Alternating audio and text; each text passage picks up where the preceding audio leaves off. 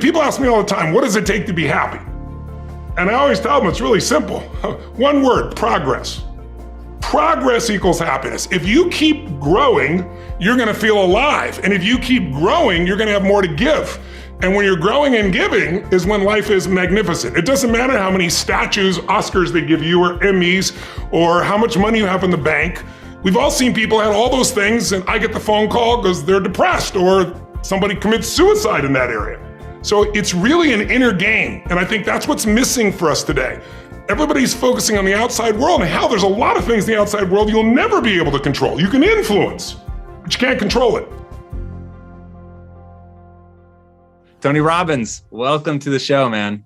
Good to see you again, Tom. It's been a while. Dude, so good. It's been way too long. I am really excited to catch back up. I know with COVID, everything just gets crazy.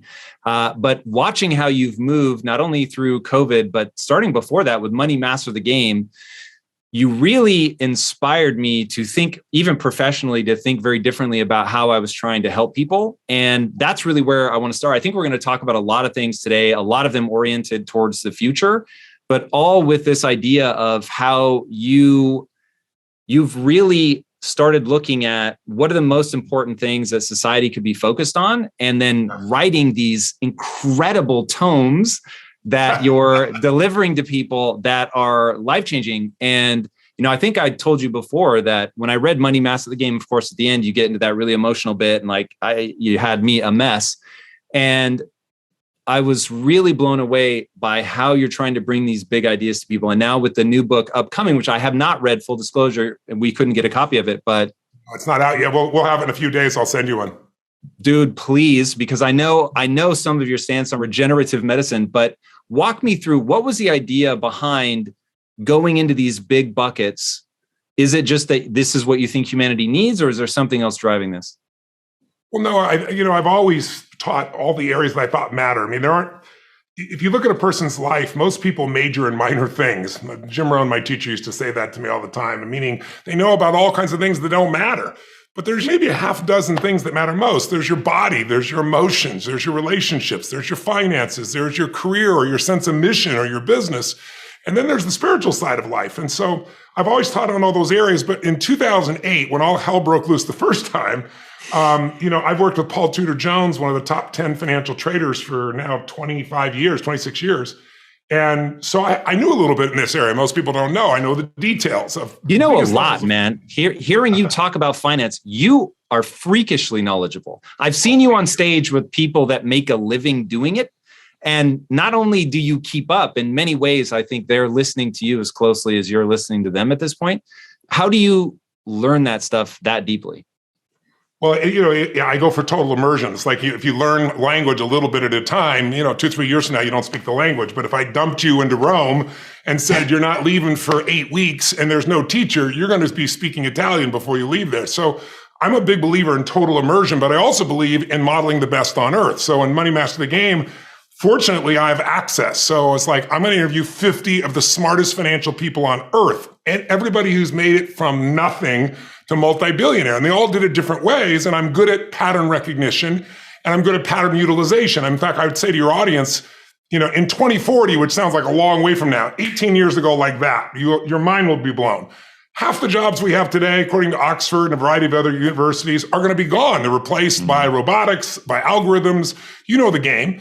And so the bottom line is you need to be good at pattern recognition, and that's what gets somebody strong at anything. I mean, you look at, why is Amazon doing so well? He realized one pattern was valued over anything else: convenience.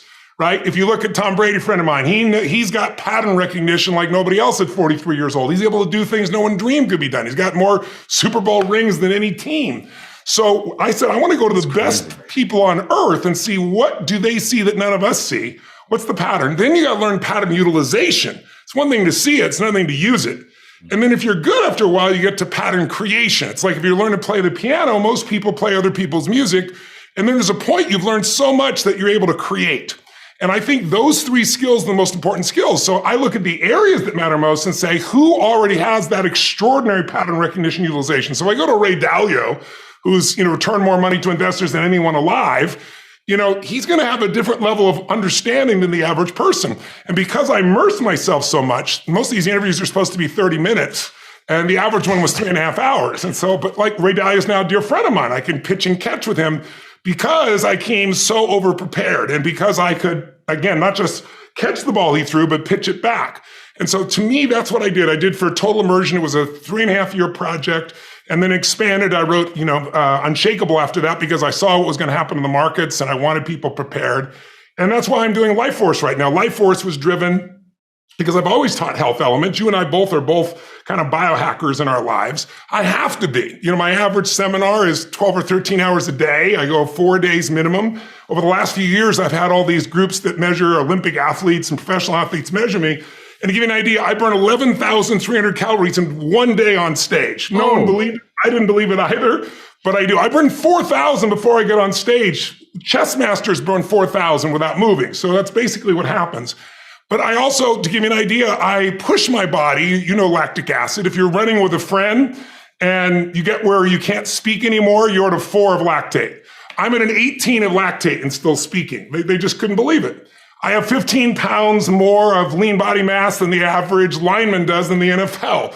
So the demands, I jump 1,000 times in a day on average, is what they measured. I weigh 282 pounds. So they're explaining to me every time I come down, it's 4 times your body weight. So 1,000 times 1,000 is 1,000,000 pounds of pressure per day. And I've been doing that for 45 years. So if you saw my bone density, they showed it in a graph and they go, these are humans. These are the greatest Olympic athletes. This is something we never measured before. It's 99.999% stronger than anything they've measured of any human. So those demands are huge, but then, I'm still not infallible. So I go snowboarding and I'm chasing a 22-year-old, which the age isn't as much as the skill, a lot more skill than I had. And oh my God, I had an accident. I tore my rotator cuff so bad, 9 pain, wouldn't go away. Went to all the doctors. He needs surgery. What's the recovery time? 4 months to 6 months. I'm like, I have friends who still can't bring their shoulder down. And I've had other ones re-injure it. And so I went and looked around, and what started me really on this is I said, okay, what are my other options? What about stem cells? I met Dr. Bob Harari. He's kind of like one of the founders of stem cells. I know him well. Guy did those, Bob. He did those original studies where they took old rats and gave them young rats' blood. We've all heard about it now, and vice versa. And the old rats got young and young rats got old, kind of vampire stuff. But as a result, they discovered stem cells and what they could do. And Bob said, Tony, you won't get them here. Go to this place in Panama. You'll get 4-day-old stem cells that are from the cord. They're not obviously fetal cells in any way. I wouldn't do that. And I went down, and the first day I felt okay. The second day I felt really tired. The third day I woke up, not only was my shoulder perfect, and I mean perfect in 3 days. I could do anything with it. I've had the MRI, but I had spinal stenosis for about 14 years. And I woke up for the first time in my life without back pain. Hope you enjoyed the episode, brought to you by our sponsor, Ombre Labs. For $30 off your at-home gut health test, go to tryombre.com/impact. Enjoy the episode. I want to know everything about breakthroughs in medicine. I want to know precision medicine. I want to know regenerative medicine. And then I was invited by the Pope to come speak. Believe it or not, the Pope has the biggest stem cell conference in the world. He does it every 2 years. And I got invited to be the cleanup speaker in a 4-day program. And I was like, I'm not just going to do cleanup speaker. I'm going to go attend the whole thing. And I met docs doing things that you would think are going to happen 20 or 30 years in the future. Sounds like total future stuff that's happening either right now or in the next 24 to 36 months. So I've spent the last 3 years interviewing 165 different doctors, Bob Harari, and Nobel Prize winners. Bob Harari co-wrote the book with me along with Peter Diamandis, both who are MDs. Peter's a rocket scientist as well. And so together, we put this book together so that I could do the same thing, bring people the very best at what to do now. What are your alternatives? What are your choices? What's proven? What's not yet, but what's coming? And I'm real excited about it. It's a book, I really wrote it not only for the person who's reading it, but I don't know about you, every day of my life, at this stage of my life, I have a lot of friends and a lot of people I know. I get a call from somebody who's got, they've had a stroke, or somebody's got cancer and it's terminal supposedly. And, I've seen them turn around again and again. Or somebody's in a position where, they've got a parent who's got Alzheimer's and they don't know what to do. And so I put in one book, the greatest answers from the greatest scientists on earth of what's available right now, as well as what's coming in the short term. Not the long term. Who knows the long term? Long term, I have all kinds of pieces. But I'm excited to bring it to people. When it comes out on February 8th, people can pre-order it. It's called Life Force. This is it right here. There it is, baby. Yeah, please. That'd be amazing. I am beyond fascinated by the cutting edge of medical science. And so I know both Bob and Peter Diamandis and have had some of the talks around stem cells, but I'm really curious, as you've gone, well beyond just those guys, what is the most exciting thing coming at the cutting edge of medicine? Is it stem cells? Is it something else? No, it's understanding that the aging process is the breakdown of communication between the cells. Dr. David Sinclair from Harvard is probably the number one expert in the world. There's something called Yamanaka factors, which is a way of turning on the body's original systems. We all know that we have, as time goes by, you have most people are familiar with their DNA, but of course, DNA or your genome, that is not your destiny. What matters is the system that runs that. And so the epigenome is what's that called if people aren't familiar with it. And the epigenome gets messed up, meaning as time, radiation, bad food, bad lifestyle, it irritates, and all of a sudden the communication is not so clear. But there are ways of restoring it. So they restored 3 out of 4 of these Yamanaka factors just recently at Harvard University, and they took mice that are blind. Now they had glaucoma, so the nerves are gone. And they reversed the aging, and they can see again. It's the first time in history. So the nerves actually regrew? Regrew. There's gene therapies right now of people that are being able to see again for the very first time. I mean, there's something called the Wnt pathway you may have heard of, WNT pathway. I heard about this for the first time 3.5 years ago when I was at the Vatican. This man walks out, and I'm sitting beside Sanjay Gupta, who's a pretty informed guy, a really great guy, and Dr. Oz are both good friends of mine. And he's researching, he's really quiet, there's no hype, and then he starts to describe how they, figured out the code of the Wnt pathway. And the Wnt pathway, after you're born, in the first 7 to 10 days, if you cut off a child's finger and you don't sew it back up, it'll regrow just like a salamander's tail. But then after that time, we don't have fetal tissue anymore. Everything else you call you is coming from this Wnt signaling pathway. It tells the stem cells, make this many brain stem cells, heart stem cells, et cetera. And for 30 years, pharmaceutical companies have been trying to figure out the breakthrough. This particular company has figured out breakthroughs. Now they're in I'm sure phase 1 is safety at the FDA, phase 2 is efficacy, and phase 3 is efficacy at scale. And then you get approved. So they're at the end of phase 2, about to begin phase 3. They hope by the end of this year they'll be done. But in the preliminary information, here's one of their treatments, one injection, single injection. And if you have osteoarthritis, over the next 10 to 12 months, you regrow all your tendons brand new from stem cells.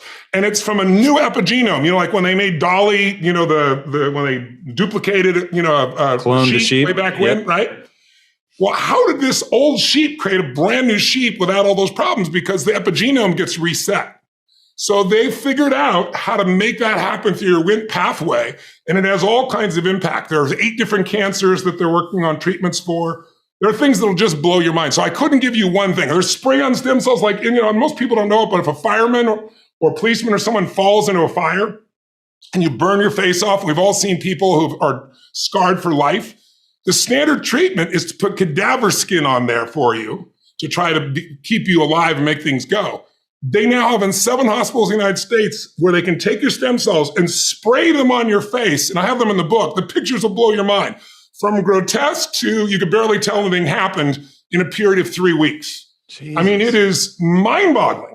So there are things that can increase your energy. Right now, there is a study being done. You probably are familiar with the fact, as I started to say, that your breakdown happens in the epigenome, but also the energy centers of your body start to get weaker over time.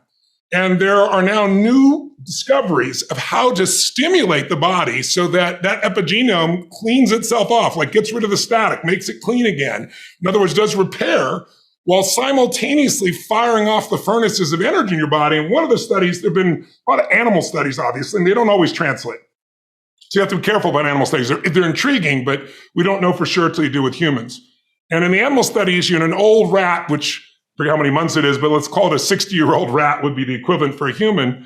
It can run like a quarter of a kilometer on one of those tracks. A young rat can run a full kilometer. The ones that they test here that are older can run 3 to 4 kilometers once they've had this for literally 20 days. But what's really cool is it wasn't supposed to be released, but it's in the book. There's a group from the special forces that was done in Boston. They just finished the first study a year long, and they're seeing similar results with human beings. So we'll know more, but they're not going for this as a nutraceutical. This is going for actually a drug, which should be easier as a nutraceutical, but most of those nutraceuticals don't last. They don't hold up. This one they believe will. So for energy, for vitality, for your mind, I mean, it's more than you can imagine. It's 700 pages. That give you an idea. Like you said, I write tomes. These are getting longer and longer here, Tony, which is amazing, by the way. And the way that you're approaching it, going after the experts, and also that this is stuff that you're already immersed in, the fact that you're taking your own injury and turning that into something. And a few years ago, and maybe I was worrying for nothing, but I was worried about your voice. And It seems like you've made progress there. What are you doing yourself with all of this stuff? Are you doing regular stem cell treatments? Are they general, or do you get like injections specifically into the shoulder, into the vocal cords? Like, how does this work? No, my shoulder is perfect. I don't have to do anything new as far as that's concerned. But I do stem cell treatments. I'm testing things out all the time. There's a new form of them called V cells, and it's very small embryonic-like stem cells. They're a discovery that only came out about 13 years ago. Is this an IV drip? Like, how are we getting them in the system? Yes, this would be an IV drip in this case. They can also do injections along the edge of your spine or something of that nature. But what I'm interested in this one is, you probably know some of the tests now, like True Age, that can say, okay, chronologically, I'm 61 years old, but biologically, I'm only 51, right? And Dr. Sinclair's example, he's 53, but his biology is 33. Yeah, he looks young as hell. It's crazy. He really does. And his dad, who's in his 80s, who was falling apart, now goes jogging and running and everything else. So he gives it to his dog. So I'm tied to the hip, just like I did on the financial side to these guys I learned from, so that I'm on the cutting edge and I'm utilizing those tools wherever I can. But, I have to keep this body in unbelievable shape because of the demands that I make. And when we went through the COVID thing, where all of a sudden overnight, imagine when what you do for a living is 15 to 30,000 people in a stadium, and suddenly everywhere on earth they go, you can have 10 people or 5 or none. I mean, literally overnight they canceled everything. And so it's like, people need me. How am I going to help them? And I went to watch somebody do a little webinar with like 252-inch screens. I was like, I'll kill myself first. I mean, you've been in my events. It's got to be an experience. It's got to take you. It's got to have the rock and roll emotion and feeling. And so I sat down with my buddies and my team, and I put out a tape recorder, and I said, here's what I'm going to do. Well, first I said, we're going to Vegas. They'll never shut down Vegas. Of course they did. Then I went, okay, I'll do this in 1,500 movie theaters with 10 people each around the country by satellite. And they shut down the movie theaters. So I finally was like, okay, I got to reach people in their homes, but make it as dynamic as if they were there in person. So I was like, okay, I'm going to find a building with 40-foot high ceilings. I'm going to do 20-foot high LED screens, 0.67, highest resolution in the world, 50 feet wide, 180 degrees around me. I'm going to call Eric Dion at Zoom and say, I need to upgrade what you're doing with Zoom so I can interact with people on a larger scale, not just 1,000 or 5,000, but 100,000. I want to build a software so that people can shake it and it sends a signal. So the clapping's authentic. It gets louder as people do it, or whatever the case may be.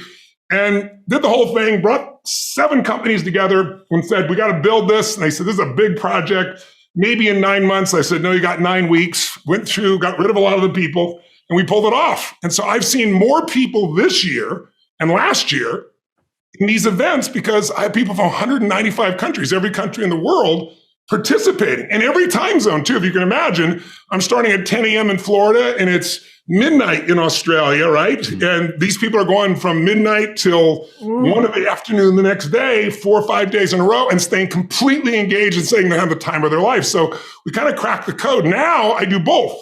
I did a hybrid event the other day, Date with Destiny. I lifted the front wall. That's why I picked a building with 40-foot high ceilings. I could see people in 97 countries, and right in front of me, I had another 1,000 people. So we're reinventing what does it take so we can help people where they live. Yeah, I want to zoom in on the moment where they say maybe in 9 months, but even that is probably going to be tough. And you're like, no, we have to go to 9 weeks. That is the thing that is the difference between people that struggle in life and people that can do extraordinary things. So one, there's 2 parts to this. I really want to get both. One, okay, where do you get the chutzpah to believe that you can pull that off? And then 2, from an execution standpoint, how do you actually pull it off? Because you hinted at the people that don't believe have to go. And so walk me through that on both of those points, if you don't mind. Well, I'm happy to, but you're an example of this yourself, and I'm not blowing smoke. That's how you built $1 billion company. You and I are philosophically aligned, obviously known each other for years. And where did I get the chutzpah from? It's not my chutzpah. It needs to be done. It's like, I'm mission driven. If you're just doing something for yourself, I don't need to work another day of my life. You know what I mean? It's like, okay, I can sit home and have a good time, but I got a mission. So it's like, people need us right now. They don't need us 9 months from now. And then it's a matter of finding, like you said, other people that are super skilled and are mission driven also, that bought into the mission of helping people, not just we're going to build a studio. That we're going to create an environment where people all over the earth can come together as friends and family. We're going to see them in their homes. There's going to be advantages that we don't have in a live event. I can see their children. I can see their husband or wife. I can see how they live and where they are. And so, I would say out of all the companies we started with, we ended up with probably half of them still working on the project, and we brought in new people. And it's your willingness also to call it straight. Like when somebody doesn't own it, you got to call it tight and you got to move on. Otherwise, you're going to have a few weak people or weak organizations or weak structures that'll destroy the rest of your mission. And so you're so you loving, got to be Tony. willing to do that. Yeah. How do you, specifically Tony Robbins, who loves people, is very kind, you obviously are also good at no bullshit, but in that moment, are you just like, look, you don't make the cut, you got to go? Or do you have like a specific speech? I've seen you do really hard things in your live events, but what are you thinking in that moment? Because it'll be hard on their business and it's going to be emotionally difficult for them. How do you navigate those moments? I don't take somebody out who still has enough drive and desire and hunger. Then it's just a matter of coaching them on skills or finding a solution together. But when I find somebody who no longer believes or is no longer certain, if you're on a team with me and we're the Golden State Warriors, or let's say the old days, with Michael Jordan, the weakest link is going to keep us from the mission. So I have to value the mission more than this individual. They can become a client of mine. I invite them to go to my seminars, help them do whatever it is, but I got to move on now. Because there's just no way we could have done. Everybody around us said this is impossible, but I found a few people that thought their part wasn't impossible. And then put them all together with a higher mission. I mean, just like, for example, Date with Destiny, lifting these walls sounds like a simple thing, but they weigh God only knows how many thousands of pounds.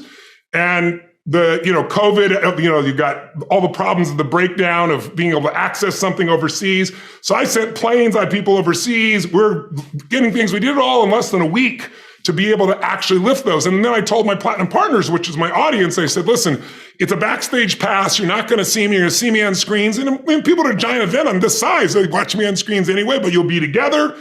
And then we surprised them, and it was like the music came up to a THX type sound, lifted up, and they were just out of their mind, So it's also about creating experiences, creating moments for people that they won't forget. Let's talk about Ombre Labs. Did you know that your gut is related to so many health issues? Trouble focusing, bloating, constipation, maintaining a healthy weight, and skin blemishes like acne and eczema. And when gut health is poor, it can directly contribute to these types of health concerns. My wife Lisa has struggled with gut problems, so I know exactly how troublesome this can be. Unfortunately, Lisa is not alone in this battle. 1 in 5 Americans are struggling with gut health issues. Thankfully, we can fix a lot of these issues with a better diet and the right probiotics. And Ombre Labs makes this process really simple by offering an at-home gut health test so you can know the state of your gut health and what problems it may be causing. These aren't the one-size-fits-all probiotics you will find at the grocery store. These are personalized to you based on the results of the test. You go to tryombre.com/impact. That's tryombre.com/impact. Ombre Labs. Again, tryombre, OMBRE.com for $30 off your at-home gut health test. All right, guys, take care and be legendary. Dude, that's incredible. So you went quick over it, but I know moments like, oh, I'm going to have to send a plane here to grab that to talk to this person. I know those moments. And there's a phenomenal quote. You might remember it. I'm going to paraphrase it, which is, the reasonable man conforms to the world. The unreasonable man bends the world to his will. Therefore, all progress depends on the unreasonable man. My favorite quotes. Oh my God, it's so good. And I'm always telling people on my team, like, because people often look at me and say, like, you're being unreasonable. And yes, but like literally, we all limit we don't even try because we think something is impossible. And therefore you guarantee that it is. It is literally shocking how much farther you can go when my wife and I call it no bullshit. What would it take? Just like you put yourself in problem solving mode rather than problem finding mode, which most people live there.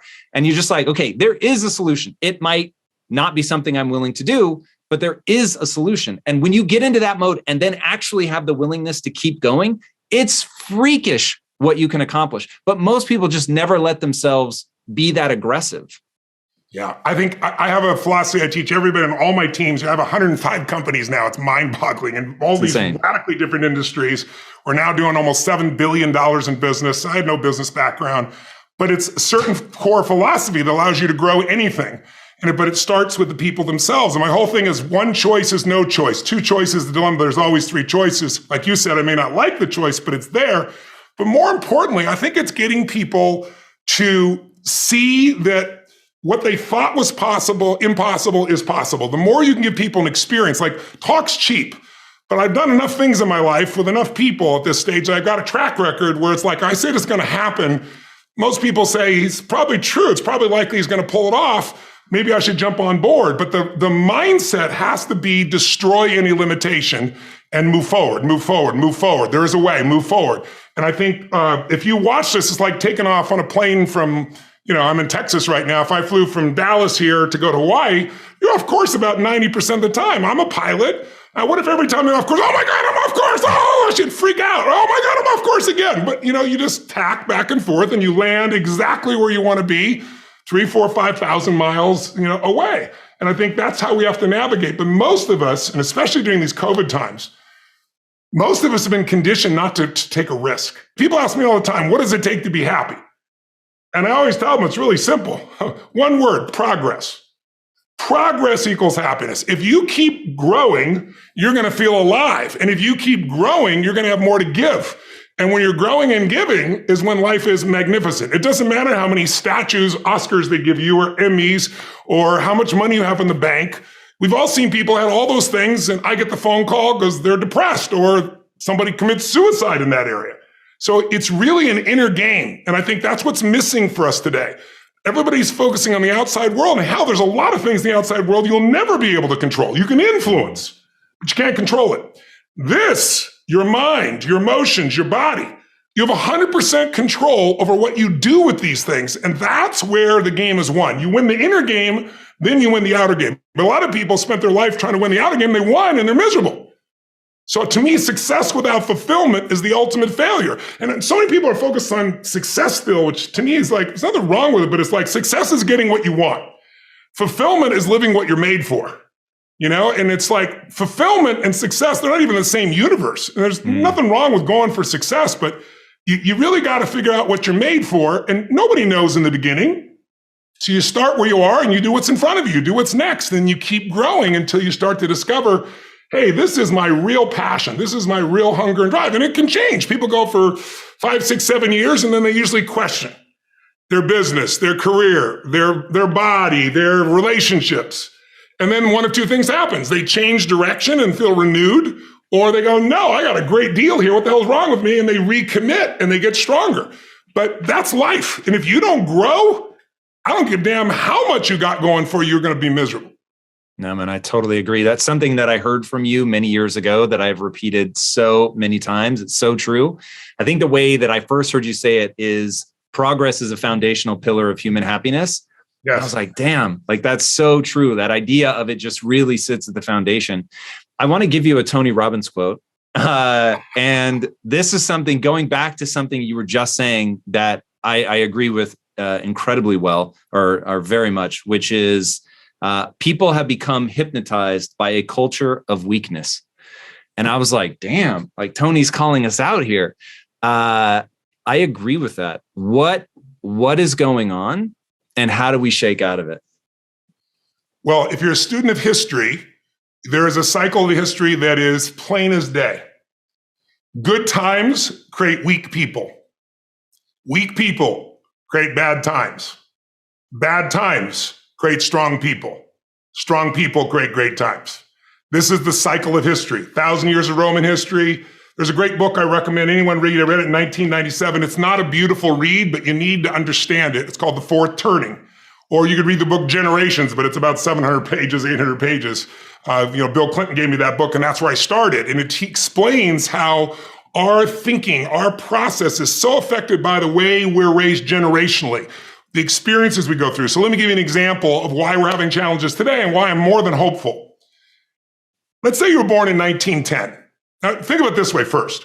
Remember I talked about pattern recognition, pattern utilization, pattern creation. What gave humanity its greatest jump in its capacity was pattern recognition around seasons.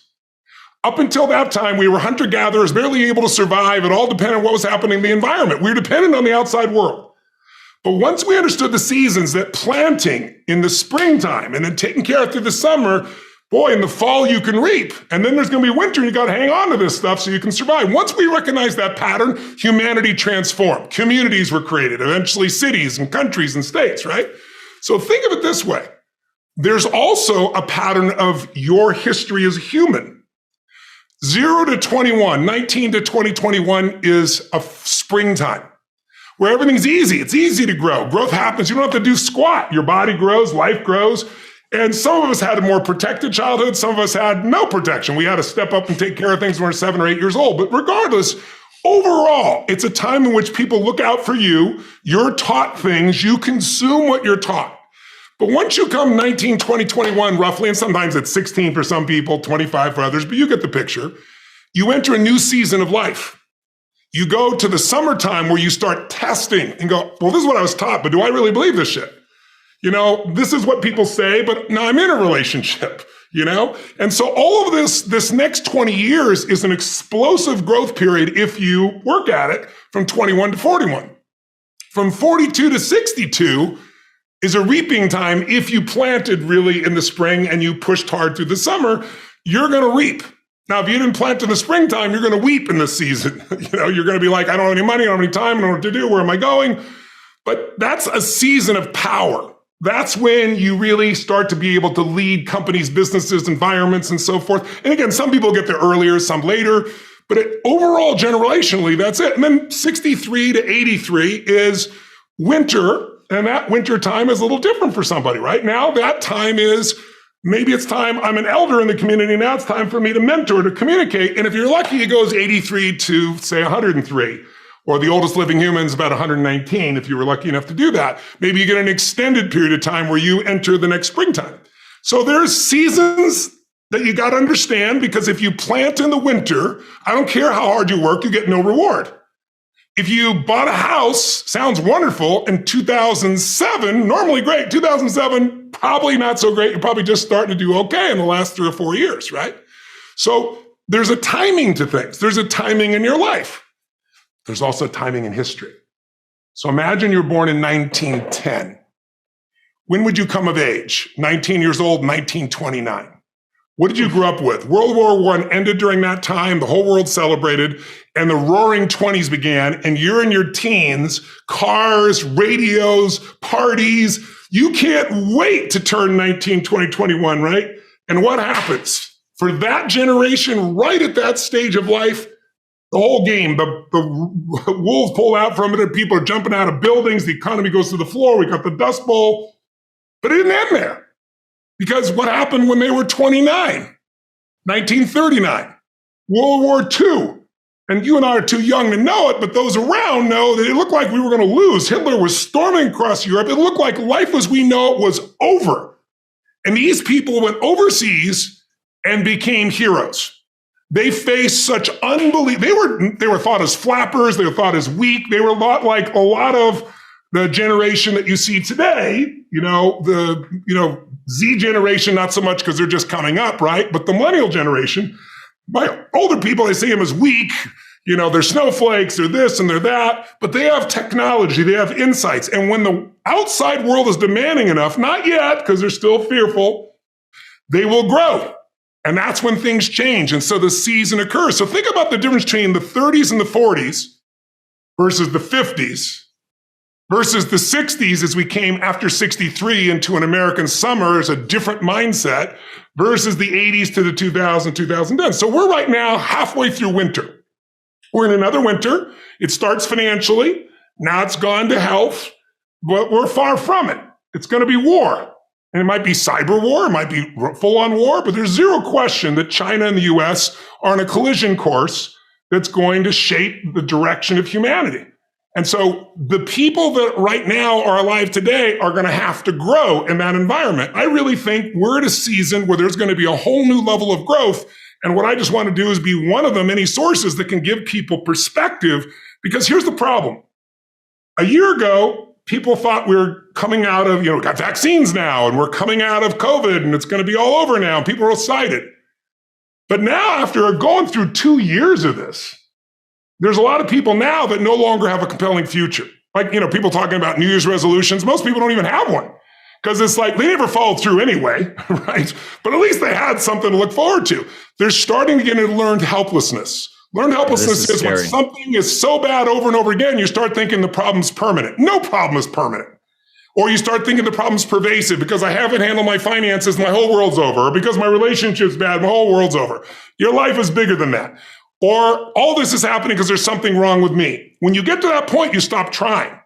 And so my goal right now is to shake that up for people. People need a new perspective, and you can't do it by just sitting and thinking. You got to move your body. You got to change your energy and your focus, because low level of energy, I don't give a damn how smart you are, you're not going to use all your ability. But if I get you into a higher state of being, mentally, emotionally, physically, then all of a sudden you start remembering who you are and you start coming up with answers that you never even thought were possible before. The idea of remembering who you are is something incredibly powerful. There was a Batman cartoon where he gets amnesia and he gets put in like a camp, basically, a work camp, and he can't get out. And then one day, and he feels stuck and weak and, afraid. And then something happens, I don't remember what, triggers his memory. And he remembers that he's Batman. And all of a sudden, just in remembering that he's Batman, he then takes the actions to fight his way out. And look, I know it's a cartoon, but that has always resonated with me. And whenever I'm feeling anxious about something, I always tell myself, remember who you are. And there's so much power, even though I know that it's BS, because I am also the guy that's afraid. But there's something incredibly powerful. That's called being human. But you're really talking about the most important concept in lasting change: identity.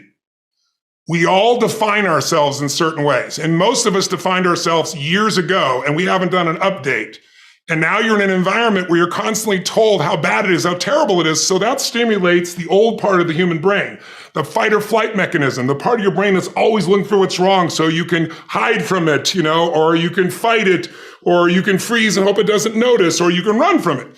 And so that part of our brain is never going to make you happy. It's an important part. There's no saber-toothed tiger for us to run from anymore or fight, right? Not for most people. But now we get that about what are people saying about me online? or do I have enough money in a country that even if you have very little money in America, even if you're in quote unquote a poor environment, I provide 100 million meals a year. I'm almost to 1 billion meals now. I'm at 825 million meals, to give you an idea, in the last 7 years. So I'm into helping everyone I possibly can, but you got to help them here and here too. So I use the food as the excuse to get into here and here and start showing people what's possible. And I think we're in a place right now where a lot of people are in this learned helplessness and they don't realize, if as an identity, if identity is how you've identified yourself and you see yourself as a procrastinator. Why? Because you procrastinate so many times and disappointed. You don't want to be disappointed. So now you're a procrastinator. You're no longer disappointed. You feel certain you'll never have your goals, but you feel certain. That's what most people do in their life. But if you set, let's say, a thermostat in this room at 78 degrees and the temperature drops far enough, something's going to happen because the computer's going to go, hey, you're at 78 degrees. What are you doing here at 68?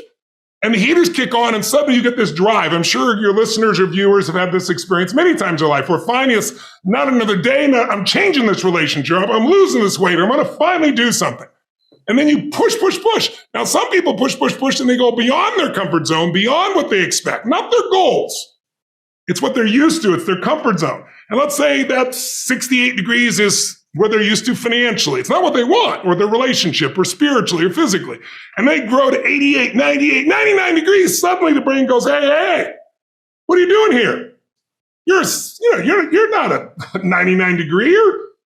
And then all of a sudden the heaters stop and you lose your drive. And if that's not about, the air conditioners kick on and you start to sabotage and you go, what happened to my life? So identity is the number one thing I work to change with people, to expand it, not to get rid of it, but expand your own sense of who you really are and what you're capable of. And people think they're going to get identity by, people say to me, I have no self-esteem. I hate that word. So overused and abused. I don't have any self-esteem because when I was growing up, my parents said these terrible things and those terrible things. And I said, isn't it convenient you only remembered those things? They said a million things, but suddenly you've honed in on those. But let's get real. Someone can tell you your whole life you're a piece of crap, but you can say, screw you, read between the lines and make your life work. Someone can tell you your whole life you're beautiful, you're intelligent, you're the smartest person in the world, and you don't believe it. Because self-esteem doesn't come from what people say about you. Self-esteem is earned within yourself. It's esteem for yourself, which only comes by doing things that are incredibly difficult. And then your brain goes, this is who I am. The reason I've done firewalks for years, I used to do skydiving, but it's hard to get 30,000 people in the middle of the air above New York in the middle of the night. But the reason I did these metaphors was because when someone does something they once thought was difficult or impossible, and they get the other side, and the brain goes, if I can get myself to do this, what else can I get myself to do? It changes their identity. When your identity expands, your whole world expands. Dude, firewalking at your event was crazy. It was really cool because I had always said to my wife, I would walk across fire for you. And so at the event, it is like you are trying to fuck with people. You are like, you spend hours warning about like how wrong it could go. You have to be so careful.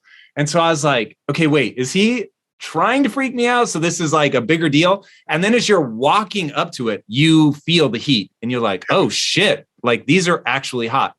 And people start peeling out of line, right? They just can't bring themselves to do it. And I'm like, look, I may end up with charred stumps for feet, but I told my wife I would walk across fire for her. I'm walking across this fucking fire. It was really meaningful. Like as one of those things, and I get it. And you guys try to make it as safe as possible, but it really meant something to me to say, like, I told her I would do this. I'm doing this. And then you do it. It was dope. You see people who go there go, I'm not going to do this no matter what. I'm just coming for the seminar. And other people think I'm going to do this and they get out there and freak out. Like you said, they peel off. But you were there by the end. About 99% of people do it. We don't force anybody or push them to do it. But you go through so many changes in here. It's like, that's what we need today. We need to re-engineer ourselves. If you've ever seen one of these Baja races, 1,000 miles in the desert, or, there's a million different races that if you took a normal car, you'd be out of it and probably die in the first day or so. But what they've done is re-engineer the shock absorbers, the size of the tires, the engine system. And we need to re-engineer ourselves for winter. We need to re-engineer ourselves so that we can thrive, not just survive during this time. And that's what I'm seeing people do in their life and their businesses. I mean, it's been really, I know it sounds crazy, but it's been one of the more beautiful times. I hate the fear that's been generated in so many people unduly. I mean, this CDC themselves, I wrote this in my book. There's a section in my health book, and I quote directly from the CDC. What's the number one risk factor other than age? 80% of people die of COVID, 79.8% are overweight and obese, extremely overweight, something you can easily do something about, nobody talks about. And number two is fear, because the anxiety makes people change their breath. They can't fully oxygenate. So it's like there's a lot within our control if we just wake up. But the beautiful part of COVID is a lot of people waking up to what's possible, seeing where it is, seeing how they could change their entire business. Because when things happen, and they're going to be unjust things, it doesn't matter the color of your skin, it doesn't matter your age, it doesn't matter what country you're from. Injustice is everywhere. It's going to happen to all of us at various times, right? Or it may not just be injustice, just like, wow, you got cancer. I mean, it's like, what do I do to deserve this? It isn't like that. It's not something you earn by brownie points. It's like, okay, what am I going to do with what life has brought me? And my greatest growth that's helped me help so many other people is because, someone tells me I got a tumor in my brain and I'm going to die. And I'm like, I don't accept that, right? I got a torn rotator cuff and there's, you're going to have to go through 6 months of rehab. I'm not going to accept that. There's got to be another way, And so, and the things you can't control, you learn how to accept and learn from, And so I think COVID has offered that opportunity. I'm reaching more people because of it. I'm touching more lives. I'm having an impact. My wife and I have tried to have a child for quite many years. I have 5 grandkids and I have 4 kids, now 5, but I have a 9-month-old now. I have a 48-year-old daughter and a 9-month-old daughter, to give you an idea. That's incredible, man. So that's the gift of COVID, because I was home. We can say, let's give it another shot. There you go. I want to hit you with another Tony Robbins quote. And this one, I think, sums up what you're saying here. You cannot fear change and do everything the way it's always been done. And so fear you talk a lot about, but man, I have people in my life that are older than me, and many of them, they are calcifying as they get older. And I watch what really served them well in their 20s and 30s. And I may have discussed this with you before, but I'm haunted by a quote that genius is a young man's game. And as a late bloomer, that never sat well with me. But when you look at people that win Nobel Prizes, it's almost always for work that they do in their early 30s. They get awarded in their 60s, but they did the work in their 30s. And seeing how you're going after like cutting edge stuff. I know one of the companies, I think you sold it to Apple in the AR, VR space, if I remember correctly. I've heard you talking about Bitcoin for years now. I know you know about NFTs. Like, it's, how are you so able to embrace change? And how the hell do you stay this enthusiastic in a world that changes this fast as you get older? Why are you not? Like, so many people are crippled by that. They just want things to stay the same. I think as early on, I realized, one of the things you have to understand about life is everything changes and everything ends. And that kind of sounds heavy on the front end, but it's a truth. If everything changes and everything ends, number one, it should make you appreciate what you have right now. And then my view is what's next is always better. If I make it so, it's my job to make it so. And so I think, for me, I look at it and say, when you said genius is a young man's game, I think that's total bullshit. I think passion is the genesis of genius. If you've got enough passion, you're going to find answers nobody else does. But most people run out of fuel, meaning they get tired, they get exhausted, they get burnt out, they get, the law of familiarity. They're around something so much, they take it a little bit for granted. And I've managed to see something in myself that I found in every great leader that I've ever respected. And that is, I value intelligence immensely, but I know really smart people can't fight their way out of a paper bag pragmatically, right? I'm sure you do too.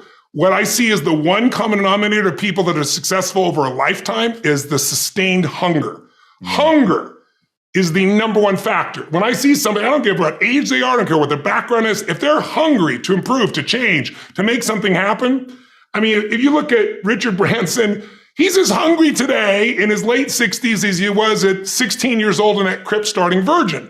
You look at my buddy Mark Benioff, he's kind of in his early 50s right now. Mark is more hungry today than when I knew him 12, 14, 15 years ago when he was first coming up with the idea of, he went to one of my seminars over and over again, the UPW, you know which one. And he went there like 4 or 5 times, and he was sitting in the front row. He's a tall guy, introduced himself and said, "You've convinced me. I'm going to leave this company I work for as an employee here, and I'm going to go start this new company called Salesforce.com. Wow. And he says, "Tony, we're going to do $100 million in business. We're going to change business." Now he's doing whatever, 30 billion right now. But it's because he hasn't lost the hunger.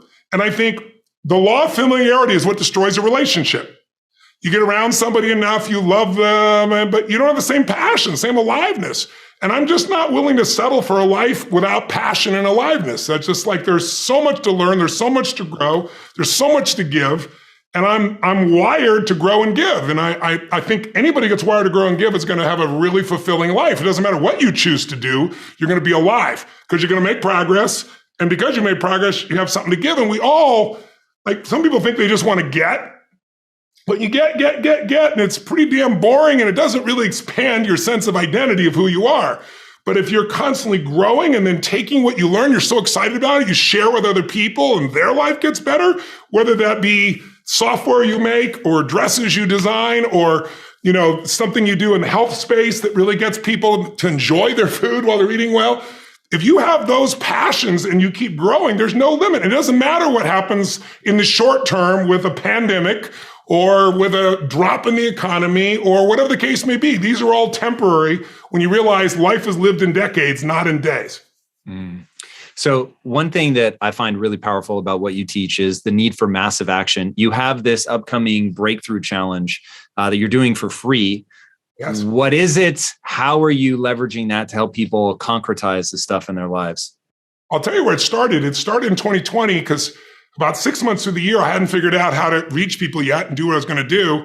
And there were just so many depressed people. We've seen the numbers now of the people that have been suicidal, the people that have the highest level of drug overdoses in history happened this last year.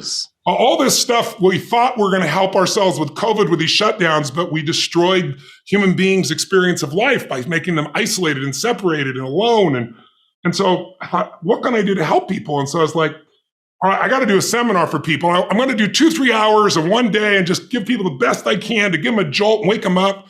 And then I was like, everything I do is immersion. 2-3 hours is great, but I'm going to do 5 days and I'm going to hit every part of it. First, I'm going to get their energy up because without that, nothing else is going to happen. What are you going to do with them physically so they have the energy to do these things? Otherwise it's just information in, information out. I should do it. But when the energy's there, you're ready to rock and roll. And then what do I do with them to make the changes in their emotions? Because that's where all the power is. Emotions cause wars. They cause peace. They get you laid. They make you get married or have children. They're everything. But if we don't know how to run them, and they run us, we're in trouble. And it's like, okay, what can I do for them financially? What can I do in their career or their business? And so I did this 5-day event. I offered it for free. And I couldn't believe it. We had 428,000 people that joined us, the biggest event of my life. So then last year, COVID was still going on. I was like, okay, we're going to do one more. And we had 875,000 people attend from 195 countries. So I'm doing one last one because I really believe the COVID thing is turning the corner. I pray that it is for all of us. And that the world opens up back up by the end of this year. I think people are finally hitting their threshold where I'm going to live with this. I'm not going to live in fear. And so I'm going to do one more. And I'm doing it here January 25th so that people can start a new year with some real energy because you won't get that just sitting at home. You got to get a new perspective. You got to get out of it. You got to get a change in your energy and you need to have the skills. So it's supposed to go 90 minutes each day from 2 p.m. on the 25th to the 29th, 2 p.m. Eastern, 11 a.m. Pacific, but people are coming from all over the world. But it usually goes, I should warn people 2 hours to 3 hours because I just want to give as much as I can. And people just are blown away by it. I'll give you one example. It's really a fun one. I could give you 10, maybe 100, but 10 off the top of my head. But one in particular that I really love because I just saw this guy the other day. A guy named Matt Intisney is his name. This guy was in a car accident. He was in bed for 7 years. Oh, on oxygen, gained 700 pounds. I was told he would never be able to get off oxygen again, never get out of bed. Because the seminar was there on a laptop and it was free, I didn't have to go anywhere. He's in his bed. Now, this guy couldn't even get out of bed to go to the bathroom. So everything is wired up to him, been this way for 7 years.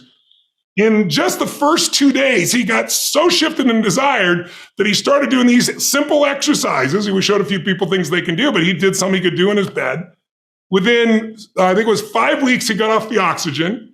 Within 8 weeks, because then once you go to the program, you're part of our community. So we have a huge community of people all over the world support each other.